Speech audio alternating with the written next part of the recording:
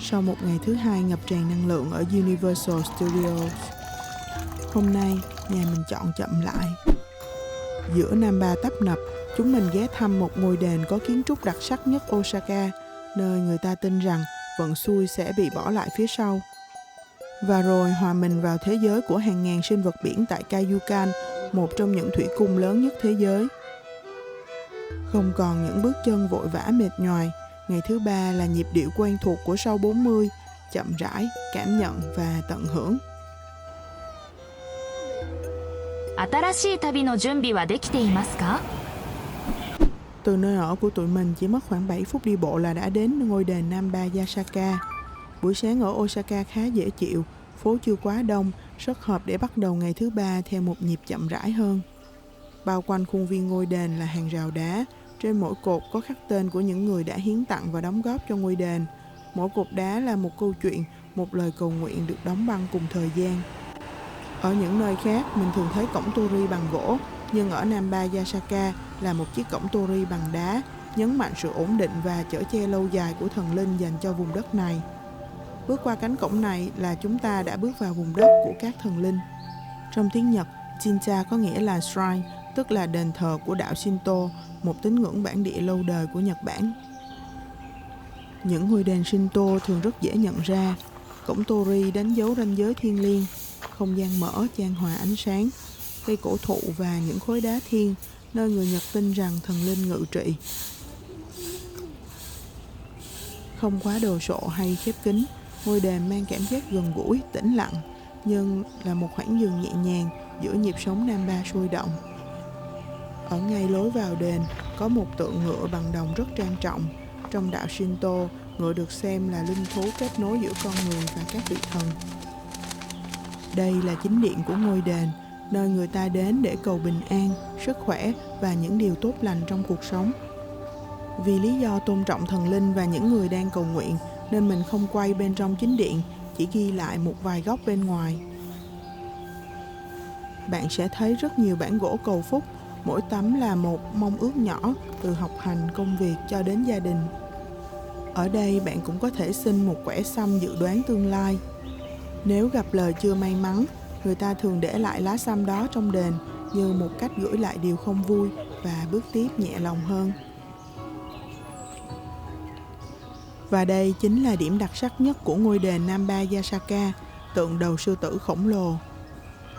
Người ta tin rằng chiếc miệng sư tử đang mở rộng này sẽ nuốt đi những điều xui xẻo, mang lại may mắn và khởi đầu mới. Đây là điểm đến không thể thiếu cho du khách khi đến Namba, nên để tránh đám đông và cảm nhận rõ nguồn năng lượng khác biệt của ngôi đền này, các bạn nên tranh thủ đi vào lúc sáng sớm nhé.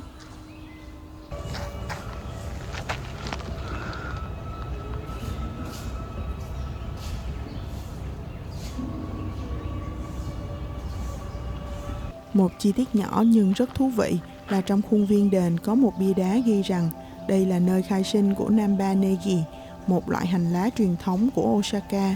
Điều này nhắc rằng Namba không chỉ là khu mua sắm hiện đại mà còn gắn liền với lịch sử và văn hóa ẩm thực lâu đời. Ở các đền thờ Shinto, bạn sẽ thấy khu rửa tay để thanh tẩy trước khi cầu nguyện. Người Nhật không đưa tay vào bồn mà dùng muôi múc nước và để nước chảy ra ngoài như một cách gột bỏ những bụi bặm đời thường. Và nếu bạn lỡ bỏ qua nghi thức này thì cũng không sao, điều quan trọng nhất vẫn là tâm thế nhẹ nhàng và sự tôn trọng khi bước vào đền. Ra khỏi Namba Yasaka, nhà mình bị thu hút bởi một quán cà phê nhỏ xinh xắn có biểu tượng đầu sư tử nên quyết định ghé vào. Quán có phong cách thiết kế ấm áp và góc ngồi độc lạ, mà đặc biệt là mình tìm được con dấu đầu sư tử. Dù không phải con dấu chính thức, nhưng cũng lưu lại kỷ niệm về chuyến viếng thăm ngôi đền Namba Yasaka độc đáo này. 8 giờ 30, tụi mình rời quán cà phê và đi bộ về phía Namba Station.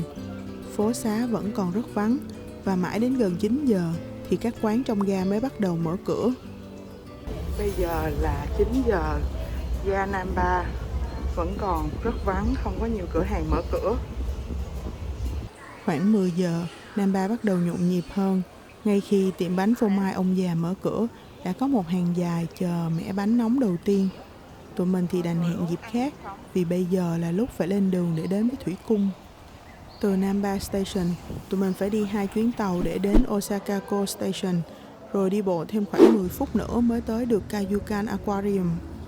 Những đoạn di chuyển thế này chiếm khá nhiều thời gian, nên việc canh lịch rất quan trọng. Vé vào thủy cung của tụi mình là 11 giờ 15, nên có một khoảng chờ khá dài.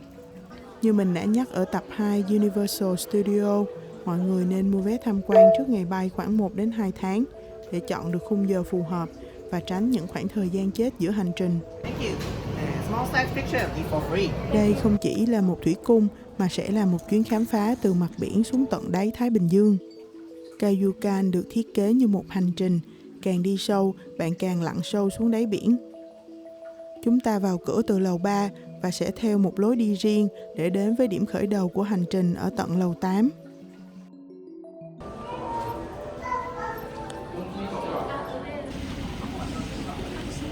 Hành trình sẽ bắt đầu từ nơi đại dương chạm đất liền, nơi sự sống luôn chuyển động linh hoạt.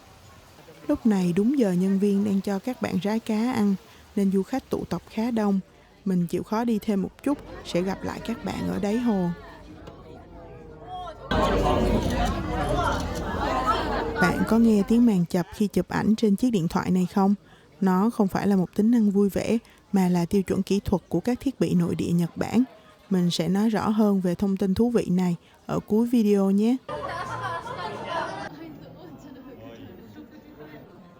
Không cần thang máy, mỗi bước đi là 1 mét sâu hơn dưới lòng đại dương. Ở những tầng nước đầu tiên, đại dương vẫn rất thân thiện, mọi thứ chuyển động nhanh, tò mò như đang quan sát lại con người.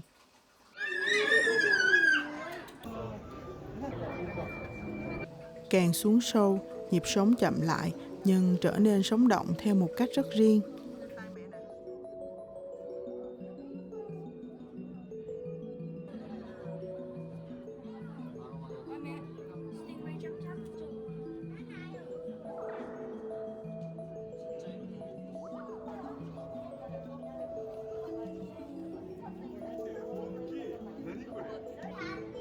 Ở đây, vẻ đẹp mong manh hơn, ánh sáng yếu dần, nhưng màu sắc thì lại rõ ràng đến lạ.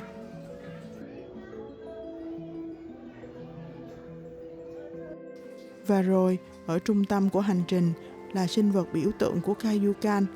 Không vội vã, không phô trương, nó chỉ lặng lẽ bơi trong không gian của chính nó.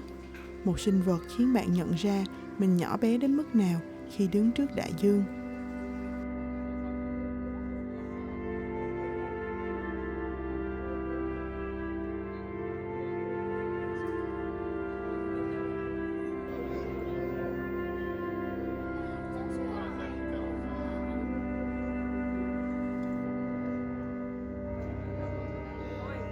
Và điều mà mình không ngờ là so với cá mập đốm trắng, biểu tượng của Kaiyukan, thì các bạn cua nhện Nhật Bản này mới thực sự là cư dân của tầng sâu.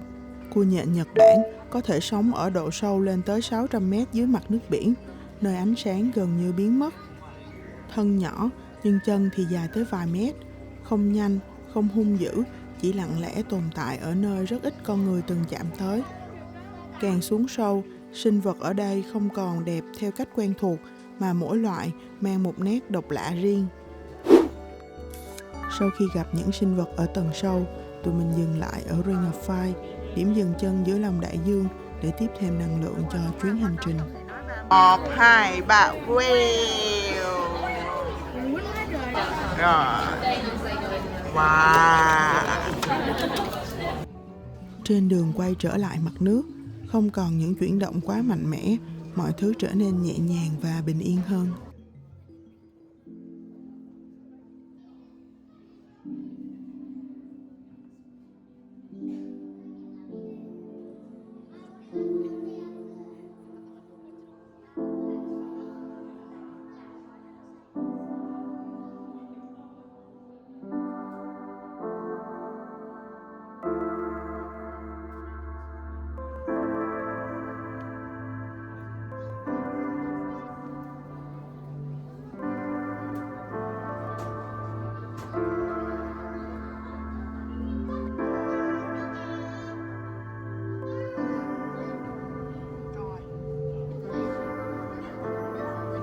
Vừa lên khỏi mặt biển là chúng ta gặp ngay các bạn hải cẩu linh hoạt đáng yêu này.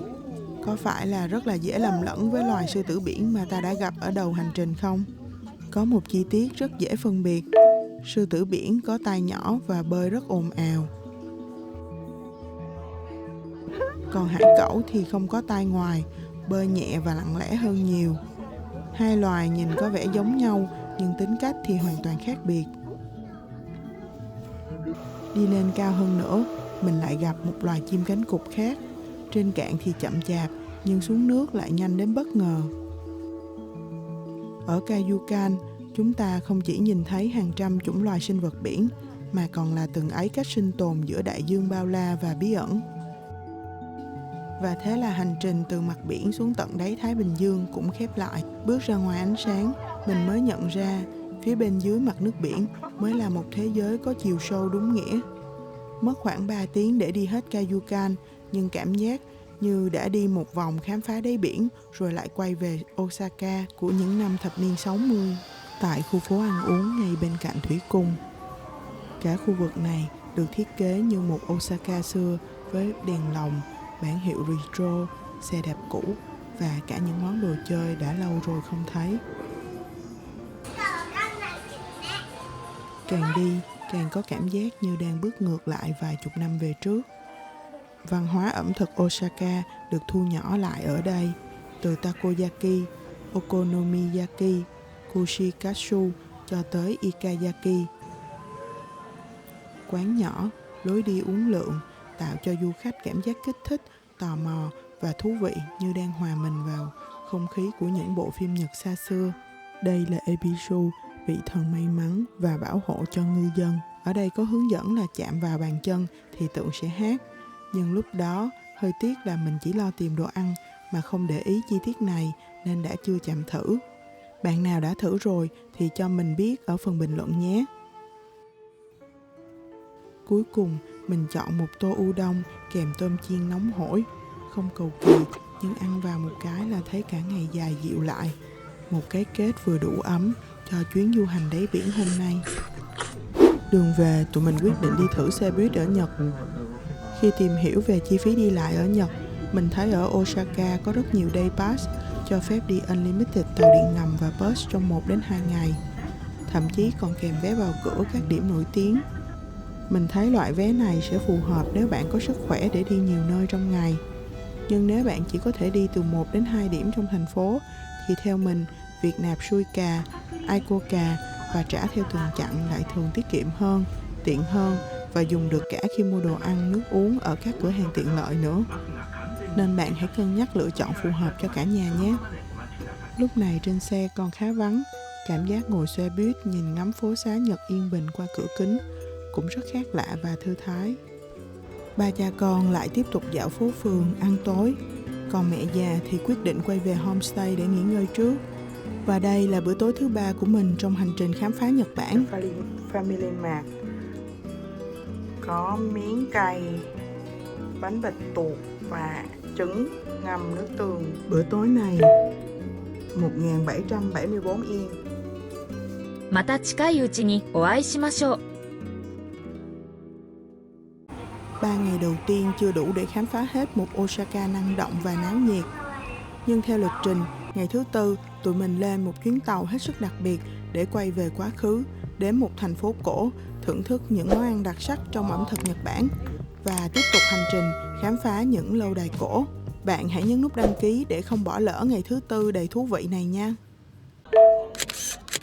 Ở Nhật Bản, những chiếc điện thoại được bán tại thị trường nội địa thường bắt buộc phát ra tiếng shutter sound khi chụp ảnh, ngay cả khi đang để điện thoại ở chế độ im lặng, như một cách cảnh báo người xung quanh và hạn chế các tình huống chụp lén không mong muốn. Và ở Nhật thì quy định quay phim chụp hình cũng khá nghiêm ngặt, vì người Nhật rất ngại bị lọt vào khung hình, nên khi mọi người quay phim chụp ảnh nhớ để ý xung quanh một chút nha.